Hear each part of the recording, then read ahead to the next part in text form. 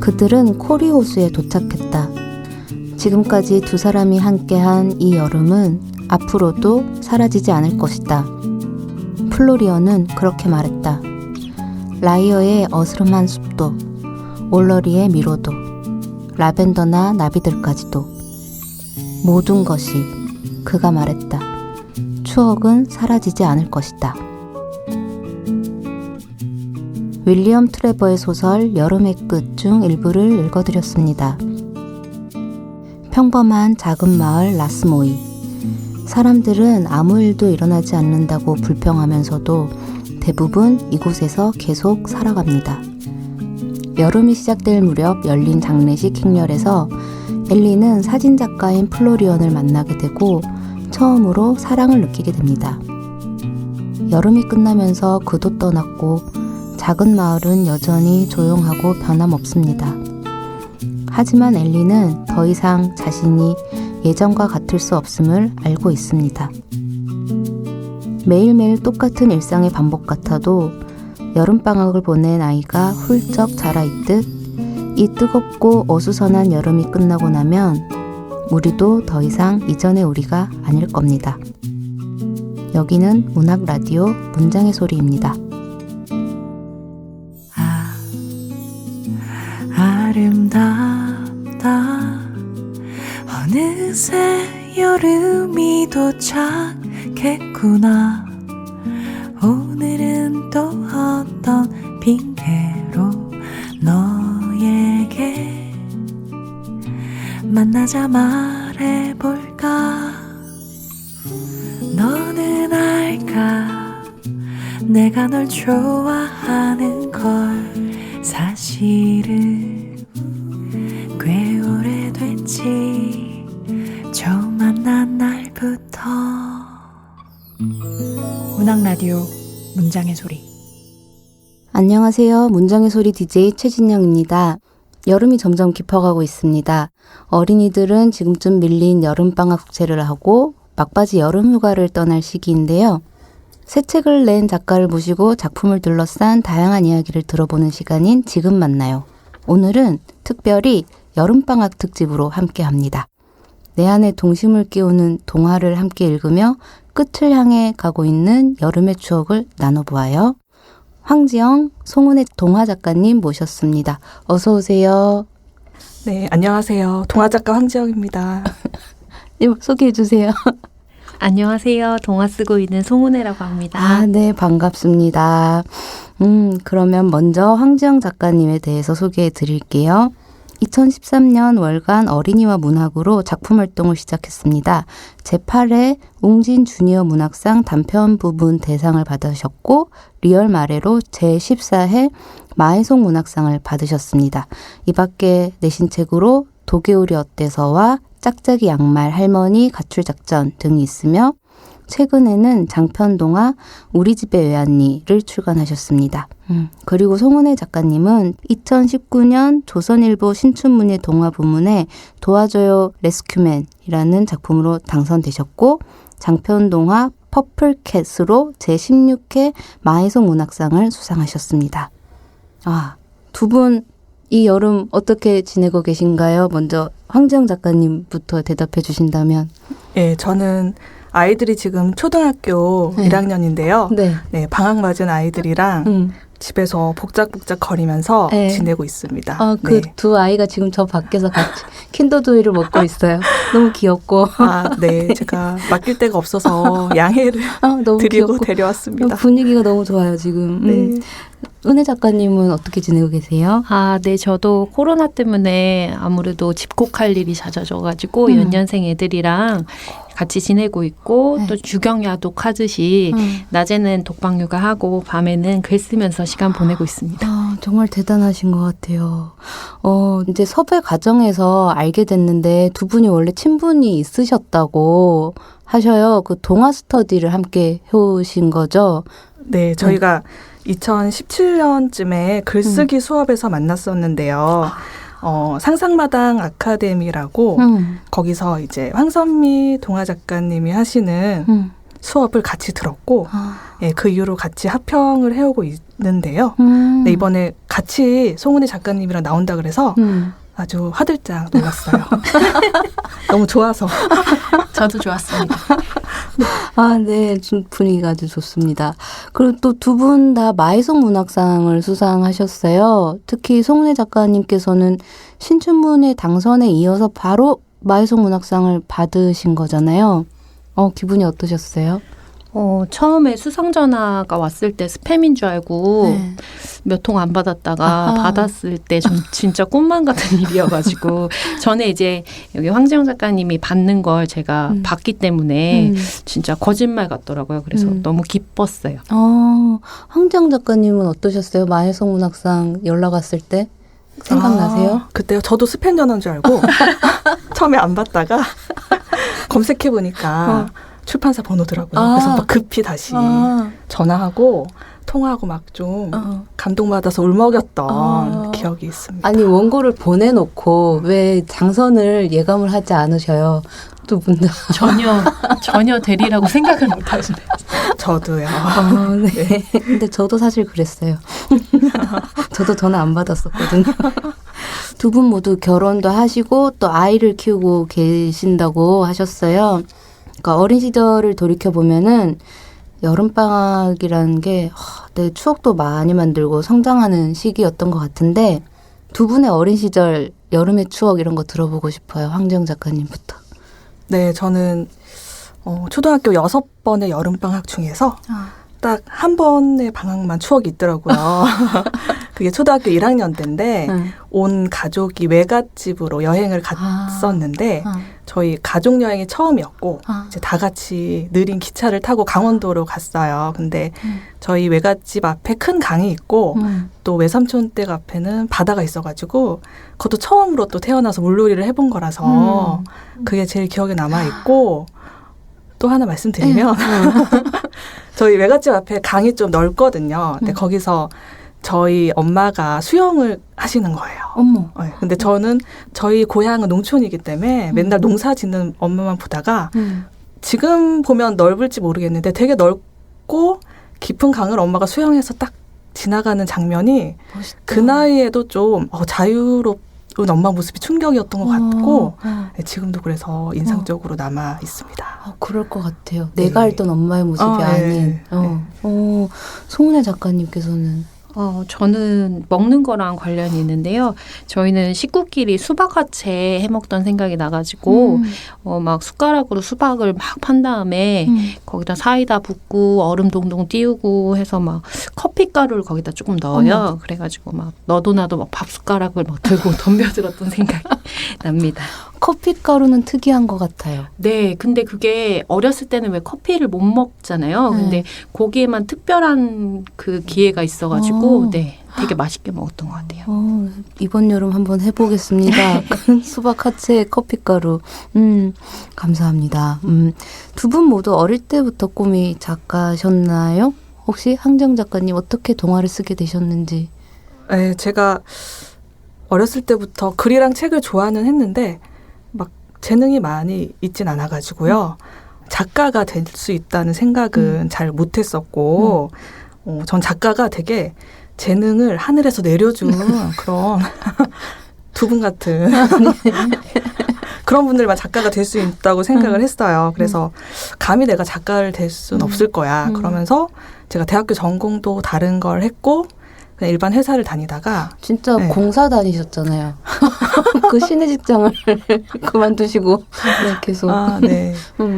모든 직장인이 그렇지만 저도 약간 회사 생활이 하기 싫어서 그래서 30살 때 동화 공부를 처음 시작을 했는데 처음에는 동화가 어떤 건가 배워나 보자 이런 마음으로 수업을 들었는데 동화책을 그때부터 읽었는데 너무 재밌는 거예요. 네. 그래서 지금 이렇게 여기까지 왔습니다. 재능이 있었는데 몰랐던 것 같아요. 맞아요. 스스로. 아닙니다. 공부해서 쓸 수 있는 건 아닌 것 같아요. 아, 그래요? 네. 저는 공부해서 썼다고 생각하고 있는데. 은혜 작가님은 어떠세요?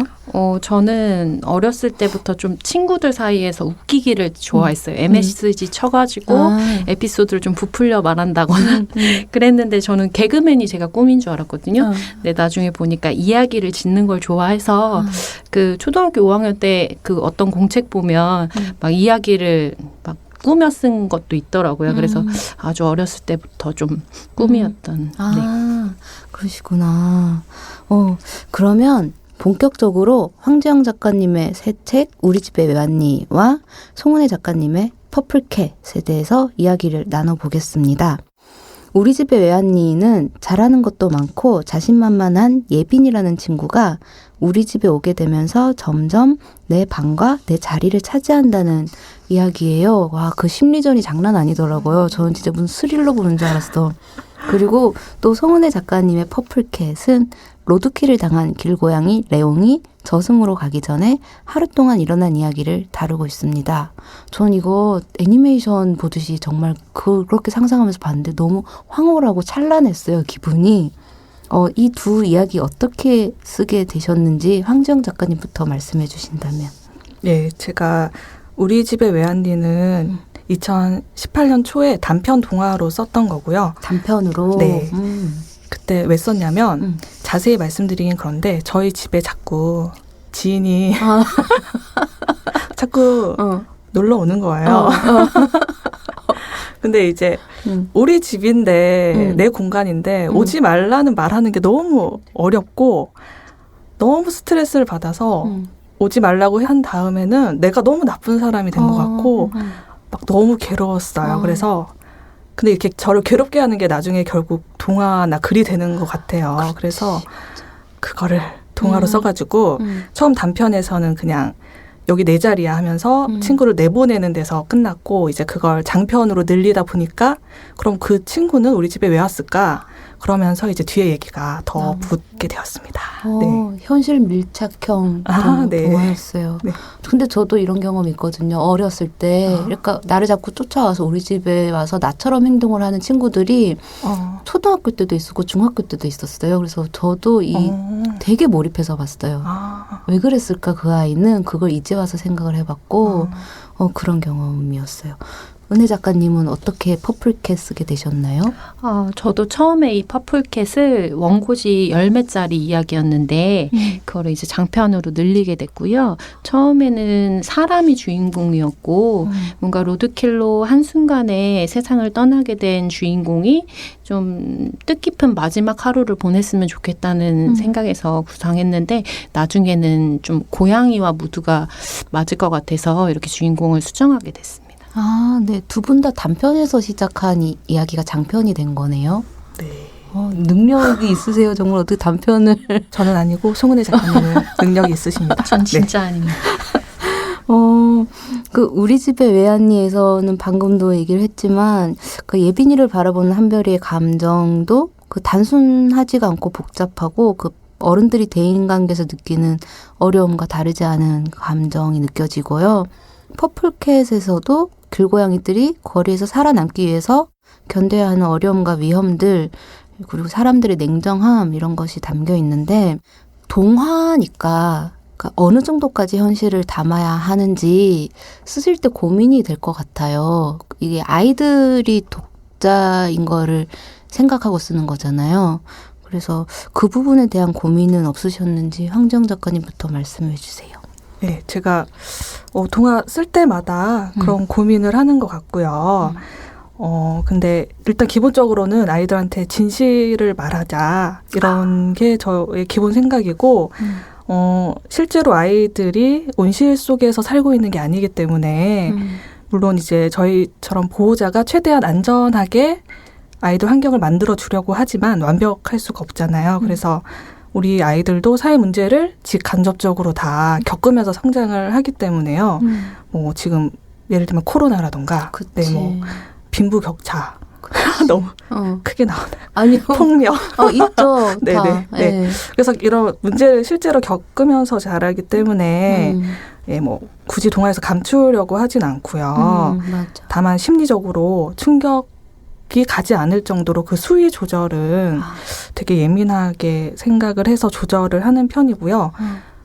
우리 집의 외환녀에서도 아이들 간의 심리관계가 되게 좀 복잡하고 좀 날이 서 있기도 한데, 근데 생각해보면 실제로 어린이들 관계가 막 그렇게 늘 따뜻하고 뭐 사이좋고 상냥하고 이렇지만은 않잖아요. 그래서 쓰다 보니까 이렇게 됐네요. 네.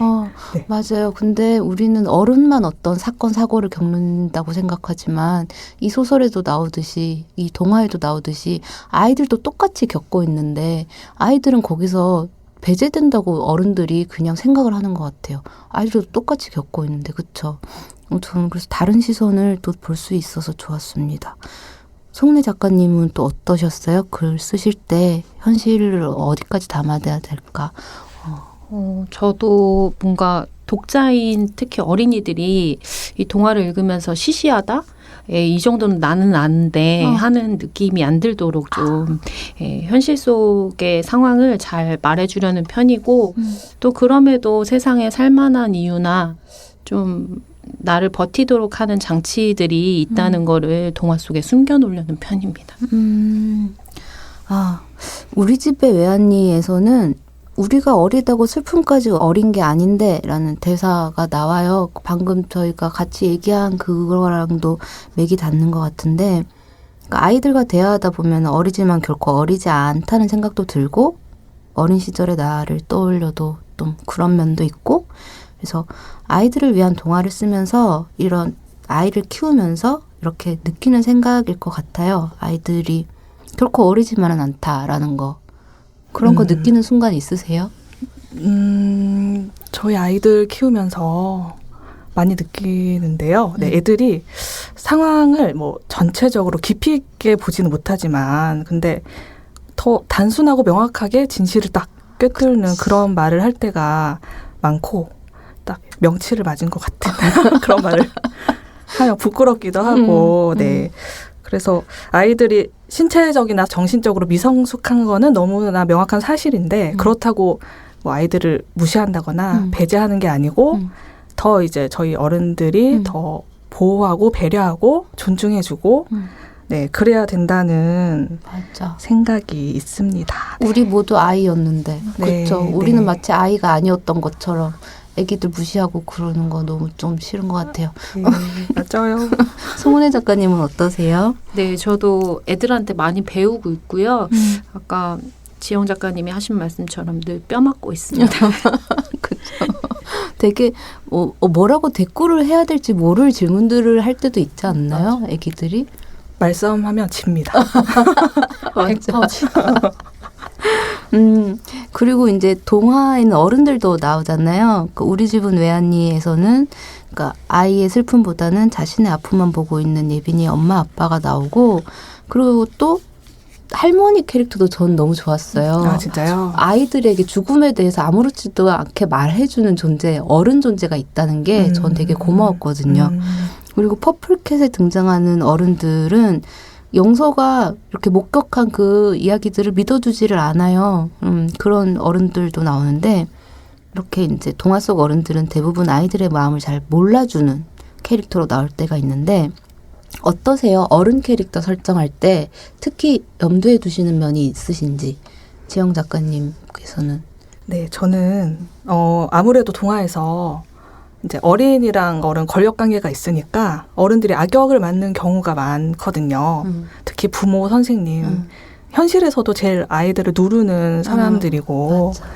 근데 이제 제가 처음에 쓸 때는 좀 그런 어른들을 악역으로 좀 전형적으로, 그러니까 엄마는 공부하라고 들들 볶고, 뭐 아빠는 뭐 나한테 관심도 없고 너무 엄하고 관심이 없거나 아니면 또 요즘 동화들은 좀 너무 뭐 무기력한 아빠들도 많이 나오고, 근데 그런 거를 저도 모르게 습득을 해서 아무 생각 없이 쓴 경우가, 네, 고백하자면 좀 있었어요. 그래서 이제 요즘은 어른 캐릭터도 되게 전형성을 벗어나게 하려고 노력을 많이 하는데, 네, 어떻게 느끼실지 모르겠지만 그러고 있습니다. 할머니 캐릭터는 어떻게 나온 거예요? 할머니요? 아, 이거. 애들한테 계속 웰다잉에 대해서 얘기를 해주는 할머니. 일단 기본적인 모델이 주변에 있는데 들으실까 봐 말할 수 없어요. 네, 알겠습니다. 누구시지? 송은혜 작가님은 어떠세요? 어른들 캐릭터 설정할 때? 저는 일단 인물들 설정할 때 그거를 나이로 아이와 어른을 구분하진 않고 근데 그럼에도 미성숙한 어른도 있고 성숙해져 버린 아이도 있잖아요.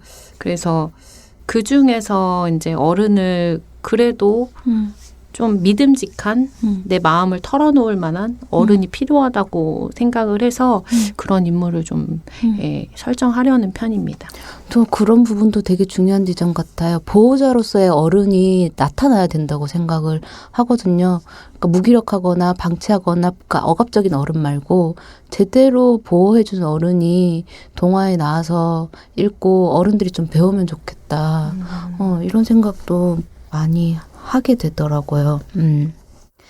송은혜 작가님 등단작인 도와줘요 레스큐맨은 빚지고 도망간 아빠 때문에 힘들어진 엄마를 도우려고 피규어를 팔러 간 아이 이야기고, 황정 작가님의 리얼 말에는 부모의 양육 방식, 어른들이 보여주기식 삶이 아이에게 미치는 영향들을 다루고 있는데요.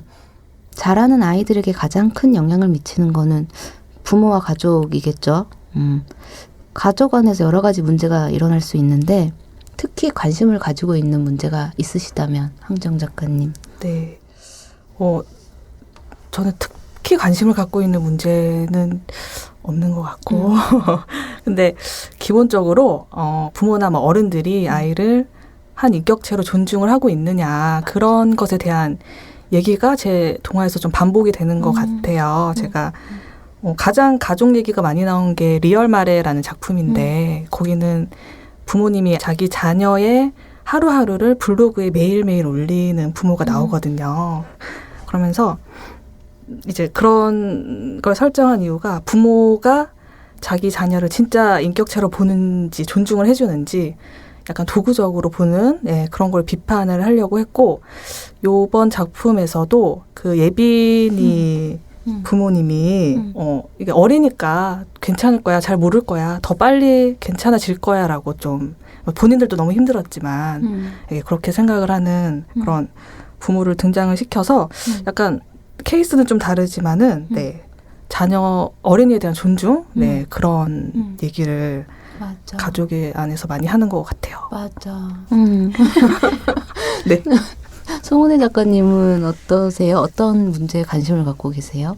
저는 요즘 다양한 가족의 유형들이 많잖아요. 그래서 뭐 기본적으로는 우리가 혈연으로 묶인 것이 가족이라고 생각을 하지만 어떤 뭐 동화 속에서는 사건으로 인해서 가족보다 더 진한 유대를 가진 공동체도 있겠고 좀 그런 다양한 가족 형태에 대해서 관심을 갖고 있습니다. 아, 네. 감사합니다. 맞아요. 여기 고양이들도 완전 그 길거리에서 만났지만 가족처럼 지내잖아요. 네. 마치 그런 모습이 되게 보기 좋았어요. 그래서 또 마음이 아프기도 했고. 두 분의 작품 모두 유머가 있습니다. 그러니까 동화다 보니까 그러니까 마냥 재미있기만 해서도 안 되고 근데 뭔가 교훈이랄까? 이런 것도 담아야 될 것 같고. 그런데 보통 부모님이 동화를 골라주나요? 읽을 책을 아이들에게? 스스로 고르기보다 어떤가요? 부모가 골라주는 편인가요? 아니면 아이들이 나 이거 읽을 거야 하는? 저는 반반인 것 같아요. 도서관이나 서점 가면은 일단 제가 읽히고 싶은 책을 막 골라놓고 이제 애들은 자기들이 사고 싶은 책을 고르는데 이제 보통 만화 쪽 그런 쪽을 많이 골라오죠. 네. 그러니까 뭔가 아이들을 위한 책을 골라줄 때 눈높이를 맞추는 게 쉽지가 않을 것 같은 거예요. 내가 아이라도 만화책 보고 싶을 것 같아요. 네, 그렇게 재밌게 쓰고 싶은데 재미가 있어요, 만화책은. 그리고 일단 그림이 재밌잖아요. 눈에 확 들어. 그쵸. 네. 몇 번씩 봐요. 네. 그림이 주는 매력이 있으니까. 네. 혹시 어린이 독자들의 반응 혹시 들으신 거 있으세요? 네, 저는 우리 집의 외할리 같은 경우는 들은 적이 없고요. 코로나로 인해서. 인터넷에 후기들이 조금 있는데 이제 보통 어른들의 후기고 저희 동화 작가들은 어린이 반응을 보려면 학교나 도서관 강연을 나가야 되는데 코로나 때문에 끊겼고 네, 다른 책으로 강연 갔을 때 좀 인상 깊었던 거는 진짜 우리 지금 얘기 같아서 좋다. 이렇게 얘기해준 어린이 말이 그 말이 되게 좋더라고요. 기억해놨어요. 진짜 극찬. 네. 송은혜 작가님은 기억에 남는 반응. 아직 없는데요. 반응이 없어서. 그러면 저 이런 질문 드려도, 그러니까 쓰신 작품을 자녀에게 보여주시나요? 이거는 고학년 동화라서 아직 지금. 못 읽었고, 요거 말고 저학년 동화, 이제 도개울이 어때서라는 책이 있는데, 그거를, 읽고 나서, 이제 저한테 직접 한 건 아니고요. 다른 사람한테. 아빠? 아니, 외부에서 누가 물어봤는데, 이렇게 대답했다고. 그냥 평범해요. 네. 그랬구나. 네, 그냥 평범해요. 이렇게 대답했다고 하고, 또 다른 재밌는 책, 제가 어떤 게 더 재밌냐고 자꾸 물어보거든요. 도개울이 재밌어, 이 책이 재밌어? 그러면 되게 난감해하면서 이 책이 재밌다고, 엄마도 좀 이렇게 써보라고 그렇게 냉정하게 얘기를 합니다. 아유, 평범하기가 얼마나 힘든데요. 송은혜 작가님은 어떠세요? 자녀에게 보여주시나요? 저희 애들은 아직 어리기도 하고 관심이 없어가지고 저희 첫째가 7살인데 엄마는 동화 자격증 언제 땄냐. 자격증? 자격증을 되게 중시하더라고요. 제가 그렇게 강조한 적이 없는데 그래서 그런 거 딴 적 없다 막 이렇게 어제도 얘기했어요. 되게 재밌다. 이런 얘기가 훨씬 재밌는 것 같아. 네, 아유, 감사합니다.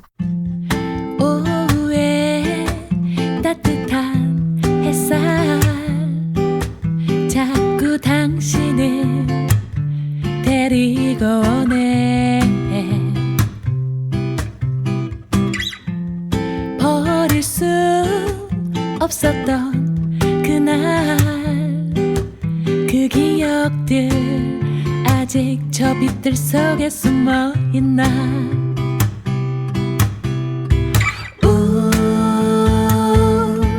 괜찮나요? 그립다 말하면 내 꿈에 초대할 텐데.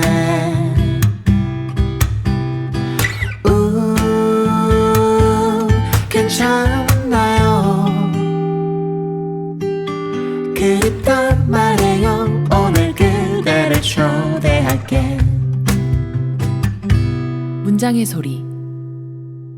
그러면 문장의 소리 지금 만나요. 송은의 항재영 동화 작가님 모시고 내 안에 동심을 깨우고 여름의 추억을 나눠보는 여름방학 특집 함께하고 있습니다.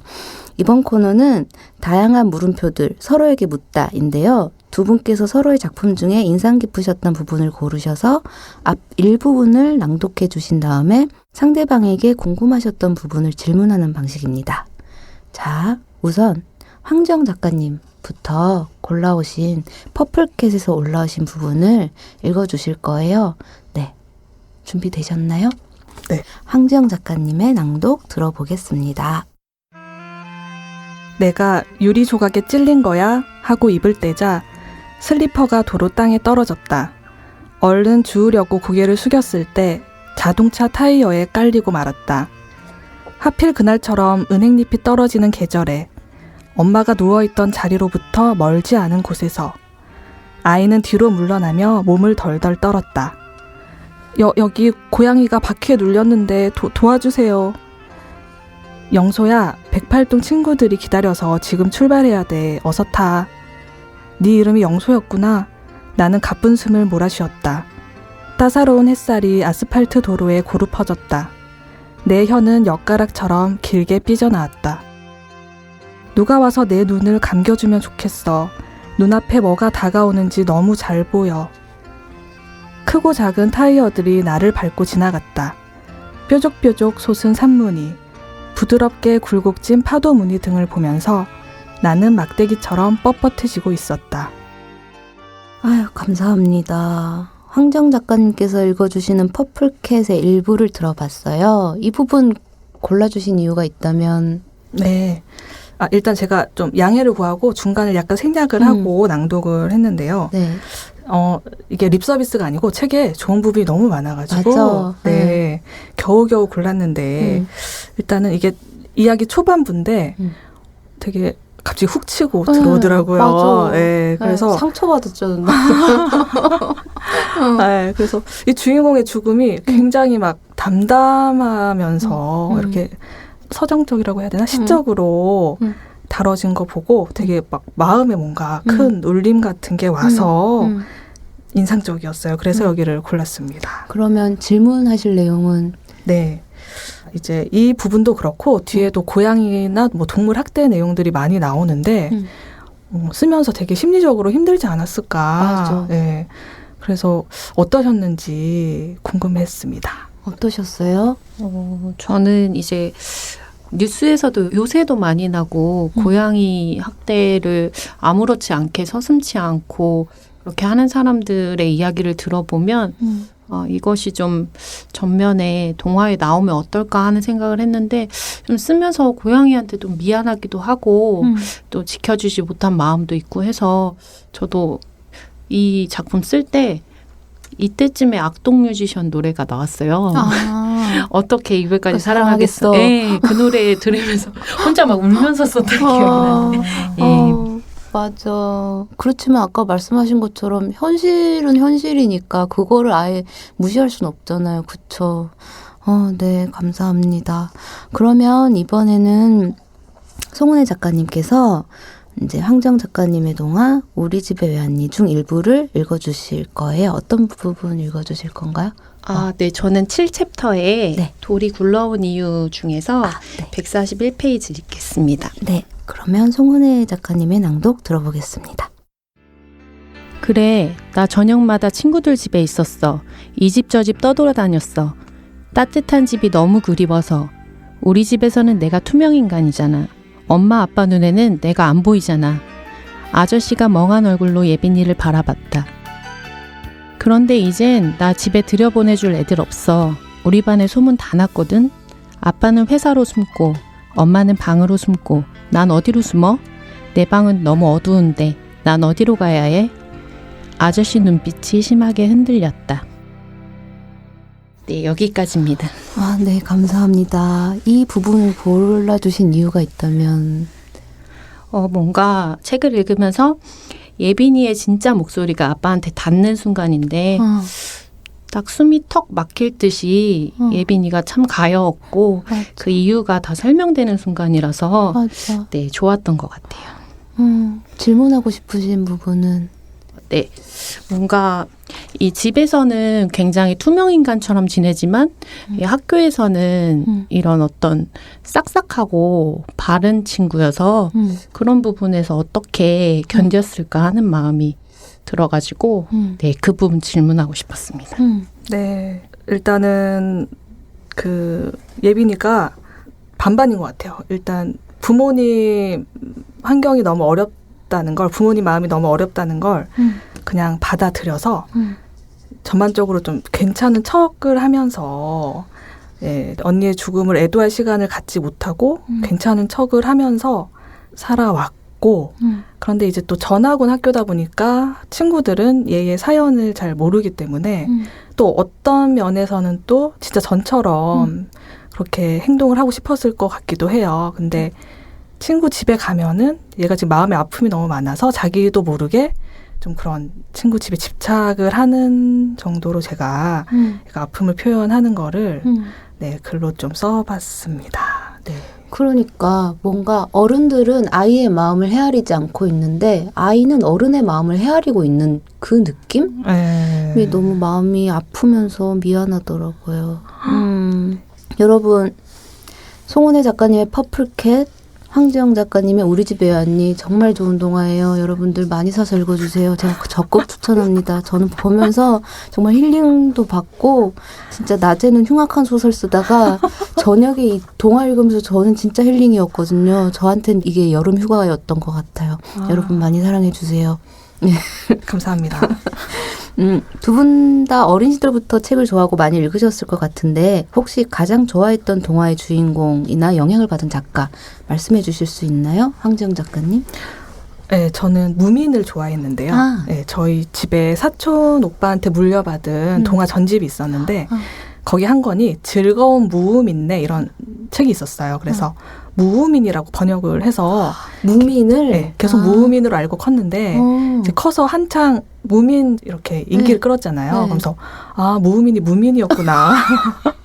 네, 그러면서 무민 책도 사 모으고 예, 그 작가님 토베얀손 작가님 뭐 관련 책도 사서 읽어보고 예, 그랬습니다. 너무 잘 어울리세요. 아 그래요? 네, 여름의 책도 거기에 소녀랑도 너무 잘 어울리고. 네, 여름의 책도 좋아요. 네. 송은혜 작가님은 어떤 동화 좋아하셨어요? 아, 저는 말괄량이 삐삐를 좋아했는데요. 네, 저는 삐삐가 요즘도 EBS에서 거기 뭐 재방송으로 해주더라고요. 옛날 건데 네. 드라마로 볼 수가 있어가지고 반가웠거든요. 그래서 뭐 어른들한테도 통쾌하게 한 방 날리고 또 그렇게 세상에서 가장 힘센 소녀가 말을 번쩍 들어올리는 장면이라던가 네, 이런 부분이 좋아서 저도 개성 만점 캐릭터 삐삐처럼 그런 걸 써보기 위해서 노력하고 있습니다. 그 삐삐에서의 어떤 모험과 다이내믹한 면이 이 퍼플캣에서 막 많이 드러난 것 같아요. 그 말갈량이 삐삐의 그 엄청난 행동력과 움직임들이. 네. 아유, 감사합니다. 그러면 이쯤에서 다음 코너로 넘어가 볼게요. 이번 코너는 지금 만나요의 하이라이트라고 할 수 있는 내가 가장 사랑한 문장들입니다. 작가의 목소리로 작품에서 가장 사랑하는 문장을 듣는 시간입니다. 황정 작가님은 어떤 부분 가지고 오셨나요? 네, 약간 후반부에 주인공 한별이가 예빈이를 이해하고 예빈이를 도와야겠다 결심하는 부분을 가져왔습니다. 네, 그러면 황정 작가님의 낭독 들어보겠습니다. 이제야 내가 그동안 헤매던 미로가 무슨 그림인지 알게 됐다. 그건 모두에게 등을 돌린 채 웅크리고 있는 예빈이의 모습이었다. 예빈이를 굴러온 돌이라고 나는 박힌 돌이라고 생각했었다. 그래서 예빈이가 밉고 미웠다. 그런데 예빈이가 왜 굴러왔는지는 생각해보지 않았다. 예빈이도 자리가 필요했나 보다. 마음 편히 있을 자리가. 내가 예빈이를 도와줄까? 하지만 어떻게, 그리고 내가 뭐라고, 무슨 힘이 있다고. 더 이상 생각하지 말자. 도저히 누워있을 수가 없다. 예빈이는 안 그런 줄 알았다. 예빈이는 자기 하고 싶은 말 다 하고 사는 줄 알았다. 그런데 이제 와보니 예빈이도 나와 똑같았다. 진짜 하고 싶은 말은 못하고 있었다니. 가슴이 찌릿했다. 나는 자리에서 일어났다. 미로는 헤매라고 있는 거다. 나는 조금 더 헤매보기로 했다. 감사합니다. 이 문장 낭독해 주신 이유가 있다면? 네, 그 한별이가 소극적이고 좀 소심하고 그렇잖아요. 근데 이런 예빈이 사정을 알고 그냥 넘어갈 수도 있었지만 여기서 이제 주인공 한별이가 좀 마음이 바뀌는 부분이어서 용기를 내서 친구 손을 잡아주러 가는 네, 그 지점이 좋았어요. 제가 봐도 한별이가 좀 멋있다. 그래서 여기를 골랐습니다. 네. 감사합니다. 그러면 이번에는 송은혜 작가님의 낭독 들어볼 건데요. 어느 부분 읽어주실 건가요? 저도 후반부 부분에서 이 퍼플캣 현상이 일어나는 부분을 골랐습니다. 네, 그러면 송은혜 작가님의 낭독 들어보겠습니다. 보라색 가루인데 고양이들이 내 말에 천천히 밖으로 나왔다. 펑펑 쏟아지는 보라색 가루가 고양이들 몸을 뒤덮었다. 삐쩍 마른 늙은 고양이가 갈라진 목소리로 알려주었다. 퍼플캣 현상이군. 이제 우리에게 레인보우 랜드에서 보낼 영원한 시간이 주어졌어. 퍼플캣은 세상에서 주어진 시간을 모두 쓴 고양이들이 보라색 빛깔로 변하는 현상이다. 두 세계가 겹쳐져 보라색을 띈다고 알려져 있다. 당신은 고귀한 고양이라는 뜻이다. 네, 여기까지입니다. 감사합니다. 이 부분 낭독해 주신 이유가 있다면? 처음에 이 보라색이라는 거를 구상을 할 때 이게 빨강색이랑 파랑색이 7대3 비율로 섞이면 이 보라 색깔이 만들어지는데요. 이게 뭔가 죽음과 삶의 경계가 가깝고 그렇게 멀지 않다는 의미에서 생각을 했거든요. 그래서 좀 이 제목도 왜 퍼플캣일까 하는 그런 궁금증도 풀리는 순간이라서 네, 골랐습니다. 네, 감사합니다. 문장의 소리 청취자분들에게 자신의 동화를 직접 광고해 주신다면 강조하고 싶은 이야기로 이렇게 짧고 굵게 광고해 주실 수 있나요, 혹시? 황지영 작가님. 이거 제가 사실 응. 출판사에서 광고 문구를 가져왔는데 그대로. 좋아요. 너무 잘 써주셨더라고요. 네, 좋아요. 읽어주세요. 네. 우리 집의 외환리는 가장 편안한 공간인 우리 집에 자꾸만 찾아오는 친구로 인해 생기는 갈등과 긴장, 비밀을 섬세하게 풀어낸 동화다. 친구 사이의 아슬아슬한 심리전이 미스터리 영화를 보는 듯이 내내 궁금증을 불러일으킨다고 합니다. 네. 아, 네, 그렇습니다. 여러분. 정말 그 쫄깃쫄깃함을 느끼실 수 있어요. 대체 왜 그러는 거지? 이런 느낌? 네. 근데 나중에 그게 풀렸을 때 어떤 애잔함도 있고, 네, 그렇습니다. 제가 또 덧붙였네요. 송은혜 작가님, 광고해 주신다면. 네, 제 퍼플캣은 조용히 코로나 중에 출간을 하였지만 길고양이 레옹의 마지막 24시간을 그리고 있고 뭔가 피할 수 없는 소중한 이와의 이별을 겪어보신 분이라면 충분히 따라가면서 읽을 수 있는 책입니다. 맞아요. 처음엔 레옹이 처음에 그렇게 됐을 때는 조금 상처받았는데, 이 따라 읽으면서 정말 위로가 되더라고요. 그 레옹의 그 24시간을 보면서, 그런 책이었습니다. 두 작가님의 다음 작품은 또 어떤 이야기일지 궁금한데요. 앞으로의 계획 말씀해 주신다면, 황정 작가님. 네, 저는 8월 중에 장편 동화가 하나 더 나오고요. 네, 감사합니다. 네, 그 뒤로 이제 딱 끊겨가지고 비수기. 네, 지금 이제 저학년 장편 하나 쓰고 있는데 완성하고 또 이제 그 전에 썼던 고학년 장편이 있는데 되게 막 여기저기서 까이는 그런 불쌍한 장편이 하나 있거든요. 몇 년째. 그래서 걔를 어떻게 심폐소생술을 해볼 생각이 있습니다. 네, 네. 응원합니다. 감사합니다. 8월에 나올 책도 너무 기대하고 있을게요. 아, 네, 감사합니다. 송은혜 작가님의 계획은? 네, 저는 이 신춘문예에 당선되었던 단편을 지금 장편으로 출간할 계획이 있고 또 그 이후에는 좀 저학년 장편으로 책을 만들어 볼 혼자 계획을 하고 있습니다. 네, 송은혜 작가님의 그 계획도 응원하고 있겠습니다.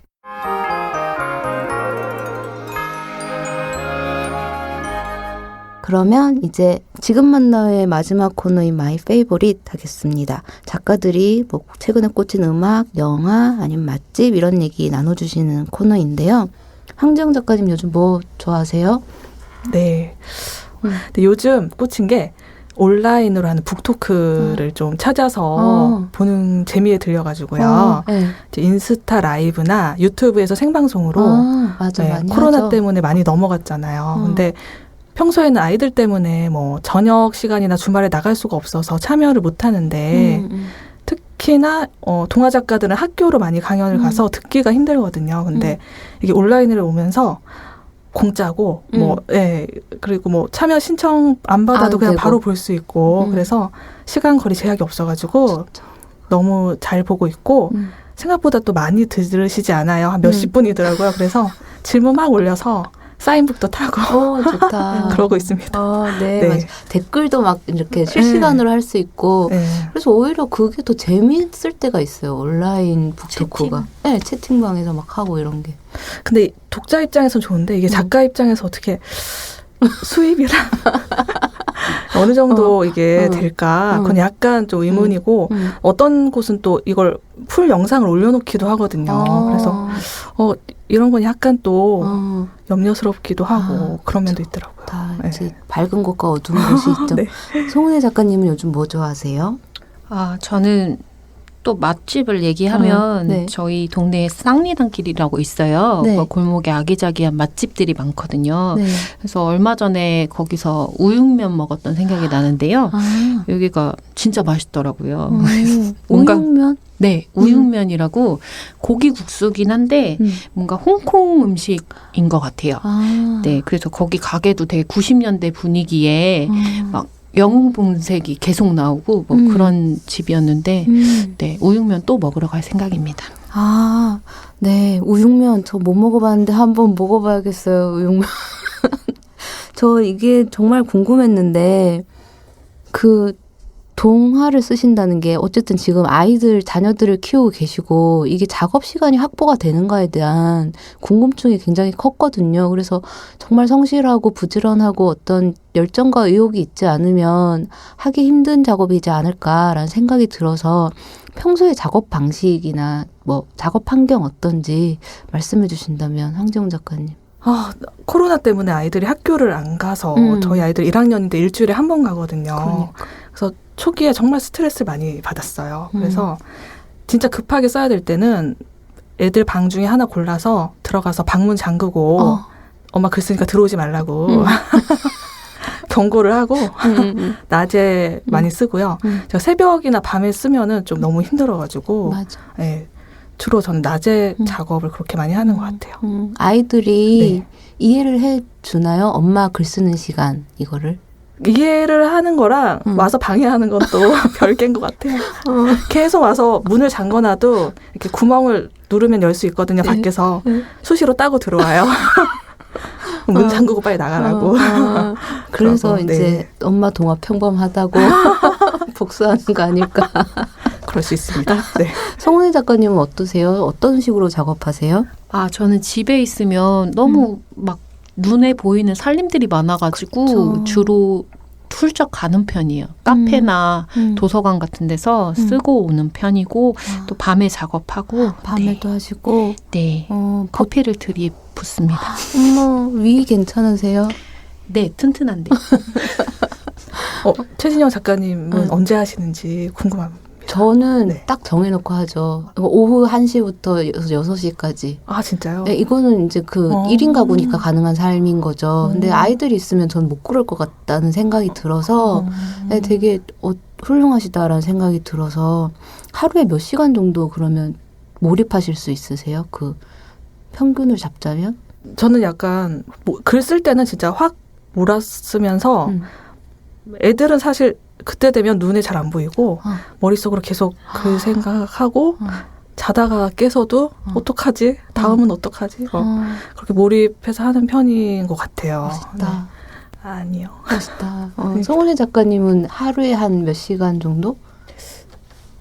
저는 너무 짧아가지고 말씀드리기도 좀 그런데 저도 이제 몰입할 수 있는 여건이 될 때 확 쓰고 아닐 때는 많이 놀고 네 그러는 편입니다. 그러면 또 제가 또 드리고 싶었던 질문이 있는데 동화 작가의 삶은 살아보니까 어떠세요? 동화를 쓰는 삶. 이게 저는 약간 괴리가 있을 것도 같고 아이를 키우는 입장에서 동화를 쓴다는 게 어떤 괴리감이나 혹은 더 그래서 책임감이 느껴질 것도 같고 뭐 그런데 동화를 쓰는 삶을 살아보시니 어떠신지. 동화 작가의 삶은 뭐 크게 보면은 저는 되게 만족을 하고요. 물론 수입은 네, 아주 보잘것없고 네, 너무 슬프지만 동화 작가로서의 삶은 만족을 하는데 이제 아이랑 같이 보면은 부끄러울 때가 많아요. 우리 애들이 나중에 커서 내가 쓴 동화를 보면 아니 엄마 나한테 이렇게 해놓고 그래는 이렇게 써놨네. 애들 어디 가서 폭로할까 봐. 좀 진짜 좀 약간 두려운 마음도 있어요. 그래서 동화를 쓰면서 근데 저한테 많이 도움이 된 게 동화를 쓰면서 어린이 시각으로 세상을 보는 걸 많이 배웠거든요. 그래서 그래도 상대적으로 아이들의 입장에서 많이 볼 수는 있는 것 같아요. 네. 저도 네. 그런 게 되게 좋을 것 같더라고요. 아이의 입장이 돼보는 거잖아요. 네. 그게 그런 시간을 가져본 것과 가져보지 않은 것은 정말 큰 차이가 있을 것 같아서 그런 생각이 들었어요. 네, 저는 그래서 보호자분들이 동화를 많이 읽어봤으면 맞아. 좋겠다. 맞아. 많이 사주세요. 네. 맞아요. 네. 우리 동화 많이 읽으면 좋겠습니다. 송은혜 작가님은 어떠세요? 동화를 쓰는 삶. 저도 이제 동화 쓰기 전에는 독자였는데요. 진짜 동화의 독자는 뭐 0세부터 99세, 아니 그보다 더 살겠죠? 네, 그것까지 제한이 없다고 생각을 하고 동화 작가로서의 삶이 결코 녹록치는 않지만 재미있다고 생각을 합니다. 상상도 하고 내가 겪어볼 수 없는 세계에 들어갔다 오기도 하고 이런 것이 큰 매력이 아닐까 생각합니다. 네, 감사합니다. 정말 그런 것 같아요. 우리에게는 현실에 치이면서도 현실과는 다른 거를 해볼 시간이 확보되어 있어야 되지 않나? 라는 생각이 또 지금 막 들었습니다. 아, 오늘 여름방학 특집으로 황정 작가님과 송은혜 작가님 모시고 이야기를 나눠봤는데요. 마지막으로 혹시 청취자 여러분들께 남기실 말씀 있으시다면? 네, 제가 이런 방송이 처음이고 이게 또 거의 연구 박제되는 거 아닌가요? 그죠? 그렇죠. 네. 아이들이 다 커서 들을 거예요.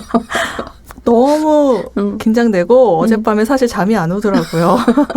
네, 그래서 혹시 처음이라서 말실수를 했을 수 있습니다. 네, 좀 감안해서 우리 애들이 커서 듣는다면 좀 감안해서 들어줬으면 좋겠고 불러주셔서 진짜 너무 감사해요. 아유, 아닙니다. 와주셔서 너무 감사해요. 네. 송은이 작가님은 남기실 말씀 있으시다면? 아, 네. 저도 뭔가 아주 오랜만에 특별한 외출을 하게 돼서 신났고 사실 여기 스튜디오 오기 전에 혼자 혼밥도 했어요. 순댓국을 한 그릇 먹고 왔거든요. 안 더우셨어요? 너무 며칠 전부터 먹고 싶었던 거라 맛집을 혼자 검색해가지고 네. 다녀왔습니다. 갑자기 마지막 소감 얘기해서 순댓국이 맛있었다. 네, 이렇게 처음 독자들이랑 팟캐스트를 통해서 만나게 돼서 저도 너무 기뻤고 네, 저도 문장의 소리 앞으로도 열심히 듣겠습니다. 아, 감사합니다. 여러분, 황재영 작가님의 우리 집에 왜 왔니? 송은혜 작가님의 퍼플캣 많이 많이 읽어주시고 사랑해주세요. 오늘 이렇게 참여해주셔서 정말 감사합니다. 감사합니다. 감사합니다. 네, 여름방학 특집으로 송은혜, 황재영 동화 작가님과 함께했습니다.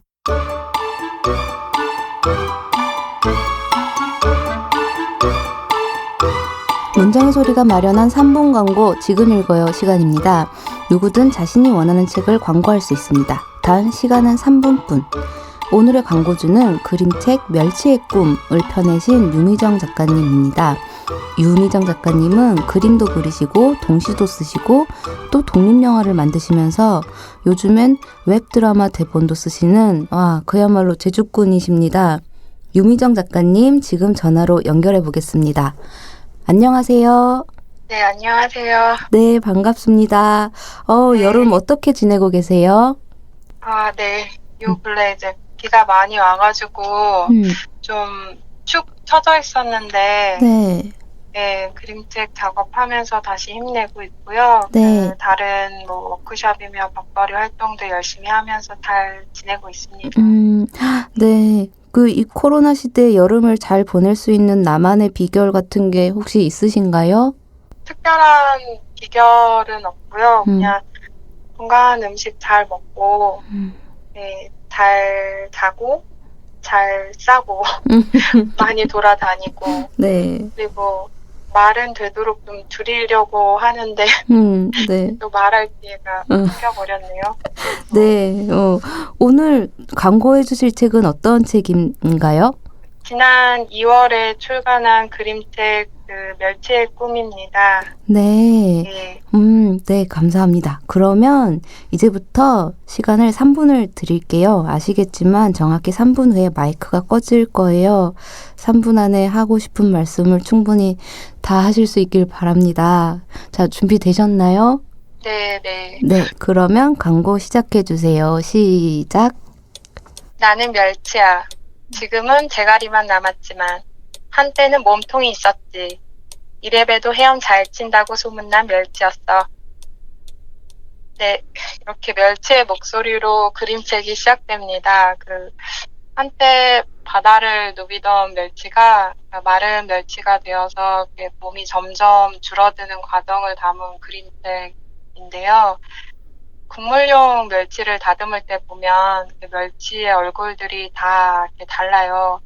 막 노래하고 있는 것처럼 입을 쩍 벌린 멸치도 있고, 입을 꼭 다물고 있는 멸치도 있고 하는 것처럼 잘 보시면 이게 정말 가지각색인데, 얼핏 보면 비슷해 보여도 그 멸치의 구부러진 자세나 뭐 상처 뭐 이런 것들이 조금씩 다 달라서 눈길이 갔어요.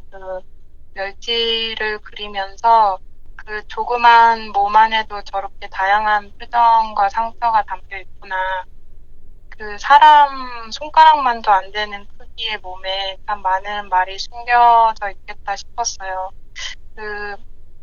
멸치를 보면서 제가 아는 어떤 이제 어른들의 모습이 떠올랐는데, 그분들은 이제 힘든 일을 하시면서도 되게 유머러스하고 마음이 되게 넉넉한 분들이시거든요. 근데 몸은 날로 쇠약해져 가는데 마음은 되게 낙천적이고 되게 담대한 그런 성격을 가진 그 멸치 캐릭터를 그리고 싶었고, 그 힘든 세상에서도 자기 운명을 기꺼이 뚫고 나갈 수 있는 당찬 멸치를 그림책 안에 이렇게 만나보실 수 있습니다.